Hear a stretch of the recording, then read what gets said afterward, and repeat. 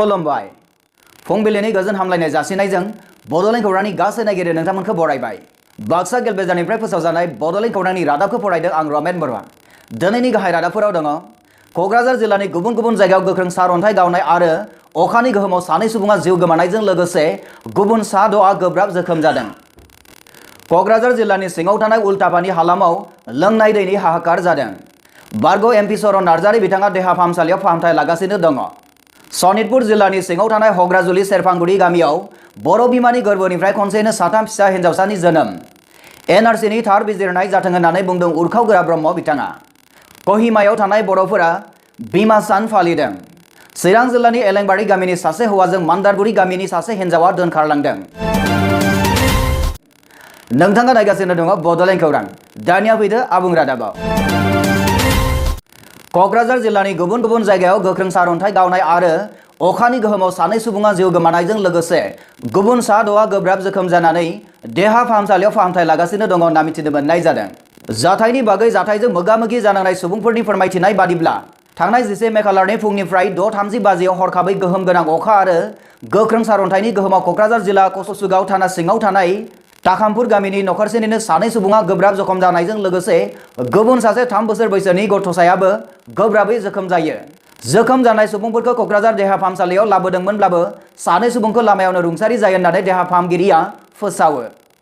थैनाय सुबुंफोरनि मुङा नरेश्वर बसुमतारी आरो लखन बसुमतारी होननानै सिनायथिनाय जादों। गुबुन गुबुन मोननै थावनि मैनागुरि आरो दुराबिलि गामिफोरावबो गोख्रों सारअन्थाइ आरो गोबार अखा हानायनि जाउनाव गुबुन 7 सुबुंफोरा जोखोम जानायनि खौरां मोनफैदों। क'क्राझारनिफ्राय बिनोजय नार्जारिनि रिपर्ट बड'लेण्ड खौरां। क'क्राझार जिल्लानि सिङाव थानाय उल्टापानि हालामाव लोंनाय दैनि हाहाकार। 5 किल'मिटार 10 किल'मिटार दैनि जेंना नामा? सानसेयाव खेबथाम खेबब्रै फैनांगौ दैनि थाखाय। दा नों दुंग्रा मोनसे लाखो? गुबुन लाबोयो। क'क्राझार जिल्लानि सिङाव थानाय उल्टापानि थामहिनबा भुटान सिमना ओनसोलाव थानाय थागिबि सुबुंफोरा 7 निफ्राय 8 बोसोरनि सिगांनिफ्रायनो लोंनाय दैनि अभाबाव गोग्लैनांदों। उन्दै 3 बोराय बुरै 7 जायो।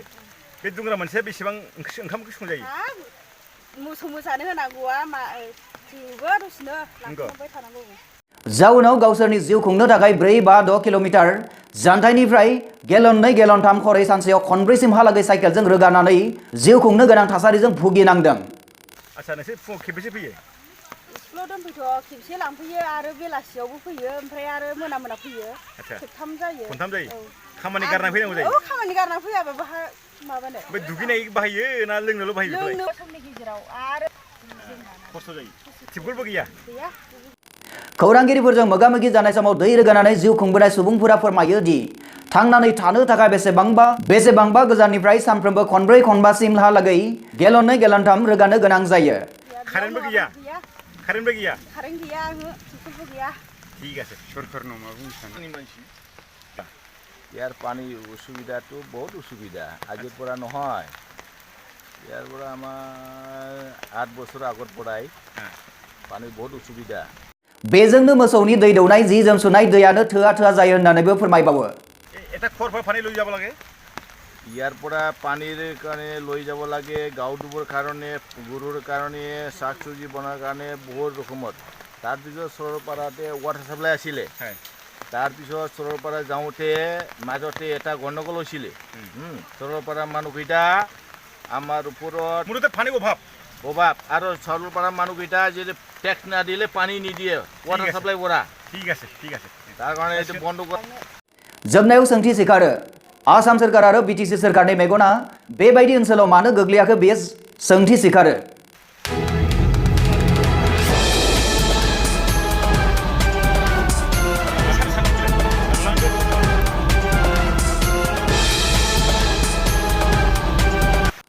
क'क्राझारनिफ्राय बिनोजय नार्जारिनि रिपर्ट बड'लेण्ड खौरां।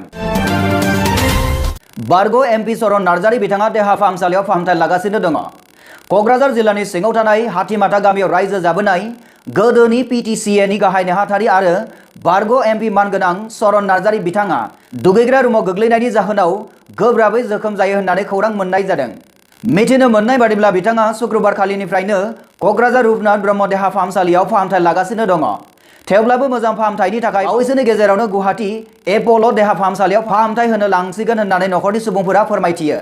नार्जारि बिथाङा क'क्राझार गभ कलेजावबो पलिटिकेल साइन्स आयदानि बिबुंगोरा महरै गोलाव समनि खामानि मावबोदोंमोन। बेजों लोगोसे बर' थुनलाइनि सायाव गोबां खन्थाइ, रायथाइ, सल'मा लिरबिदां लिरनानै बर' थुनलाइ बिखायाव बिहोमा होबोदोंमोन।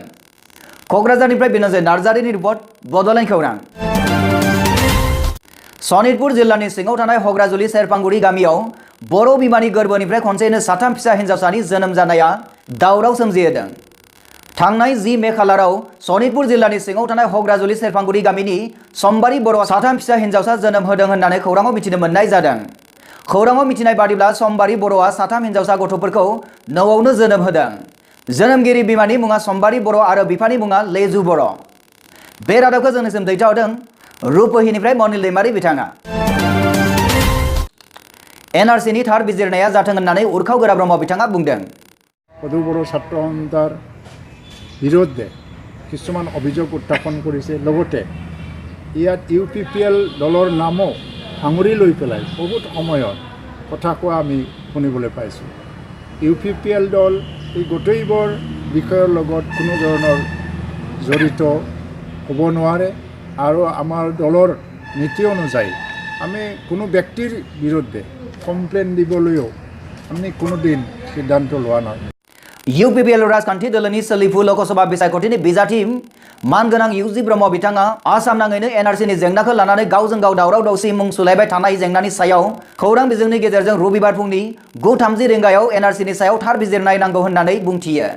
বৰঞ্চ আমাৰ দলত এটা নীতি আমি গ্ৰহণ কৰিছোঁ, এটা সিদ্ধান্ত গ্ৰহণ কৰিছোঁ। কোনোবা ভাৰতীয় নাগৰিকক যদি ভুৱা কমপ্লেইনৰ দ্বাৰা হাৰাশাস্তি কৰা হয়, সেই নাগৰিকক আমি সহযোগিতা আগবঢ়াব। সেইটোহে আমাৰ দলৰ প্ৰকৃত সিদ্ধান্ত। जाय बिथांमोना जायफोरनि हेंथायै नंखाय अजद दैखांदों बिथांमोना जेन अजदखौ बोखांनानै लाफिननो, मानोना इयुनखौ नोजोर होनानै गोरोबलायनायनि गेजेरजों जेंनाखौ बोस्रांनो हायो, नङाब्ला नांलाय खमलायनि गेजेरजोंब्लाबो बे जेंनाखौ सुस्रांनो हानाय नङा। नांगौ जायोब्ला दुलाराय बर' फरायसा आफाद, ABMSU, बेंगली फेडारेशन बायदि बायदि फरायसा गौथुमा मोनसे जौसांनि गेजेरजों जथाय सावरायनानै जेंनाखौ बोस्रांनो नांगोन होननानै बिथाङा बुंथिबावो। আজি এই বিষয়টো লৈ পেলাই ৰাজনীতি কৰাতকৈ সেইসকলৰ কথাটো চিন্তা কৰাটো ভাল যে যিসকলৰ বিৰুদ্ধে ভুৱা যিটো কমপ্লেইন দাখিল কৰা হৈছে সেইসকলৰ ভৱিষ্যত জীৱন কি হ'ব।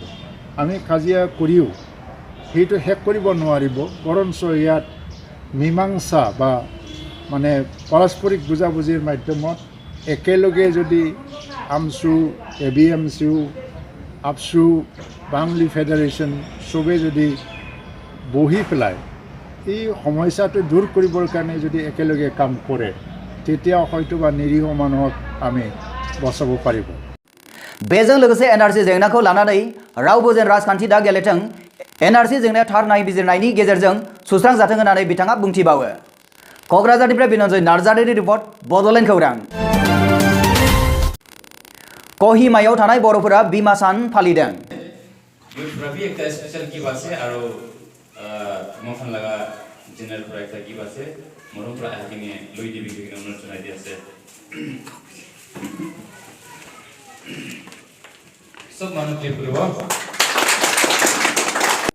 आसामनि नसुं रायजो नागालेण्डनि राजथावनि कहिमायाव थानाय बर'फोरा 12 मे खालाराव बिमा सानखौ गाजा गोमजायै खुंनाय जादों।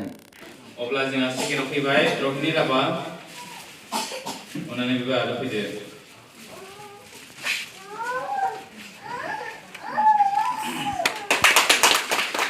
बे गोथार बुब्लियाव साफ्रोमबो बिमाखौ गोजोन होनो थाखाय मेथाइ रोजाबनाय जायोना जोंनिसिम खौरां मोनफैदों।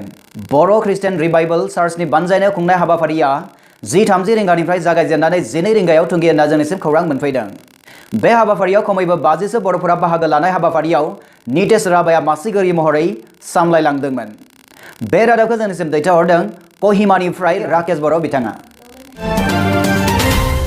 चिरां जिल्लानि एलेंबारि गामिनि सासे हौवाजों मान्दारगुरि गामिनि सासे हिन्जावा दोनखारलांदों। मोनथिनो मोननाय बादिब्ला सासे बिसि आरो 4 बोसोरनि सासे हिन्जावसा गथ' थाखानाय एलेंबारि गामिनि सोमखोर बरगयारि आरो सासे फिसाय आरो 2 गथ' थाखानाय मान्दारगुरि गामिनि अनजालि ब्रह्म सानैबो दोनखारलांनाया मास मोनथाम जाबाय। नाथाय दासिमबो बिसोर सानैया थाहैनाय बिथंखौ मोनथिनो मोननाय जायाखै। सोरबाफोर नैबे सावगारियाव नुनाय हौवा एबा हिन्जाव सानैखौबो बबावबा नुयोब्ला नखरनि मानसिया 8112098331 जानबुं नम्बराव खौरां हरनो खावलायहरदों। बे रादाबखौ जोंनिसिम दैथायहरदों चिरांनिफ्राय एलबिस नार्जारि बिथाङा। बड'लेण्ड खौरांनि गासै नायगिरि नोंथांमोनखौ फिन साबायखर जासिनानै दिनैनि रादाबखौ एसेबांनो फोजोबनाय जाबाय। गोजोन्थों।